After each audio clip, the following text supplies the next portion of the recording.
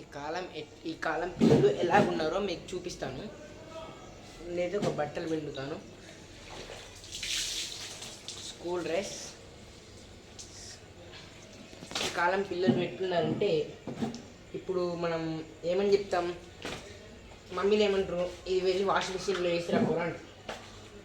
అప్పుడు పిల్లలకు చేయరు, ఎందుకంటే వాళ్ళు పిల్లలు కాబట్టి. ఇప్పుడు నేను చూడండి, మా మమ్మీ బట్టలు పిండమంటే బట్టలు పిండుతున్నా. ఇట్లుండాలి అని నేర్చుకోండి. ఇంకోటి పాయింట్, ఇంకోటి ఏంటిదంటే, ఇప్పుడు పిల్లలు మమ్మీ డాడీ వాళ్ళని తిడుతున్నారు అంటే, ఇప్పుడు నేను కూడా తిడతా, కానీ నేనేం చేస్తా అంటే, ఫోన్ మీద నిలబడ్డా, కానీ నేనేం చేస్తా అంటే, మరి ఎక్కువ తిట్టండి, ఎక్కువ తిట్టకండి. పాపం వాళ్ళు మళ్ళీ అన్నం తినరు, రూమ్కి వెళ్ళి తలపేసుకొని అయ్యో నా కొడుకు నన్ను ఇలా తిట్టాడే అని బాధపడుతూ ఉంటారు. అలా చేయొద్దంటే ఈ దోమల్ని ఇలా చంపాలి.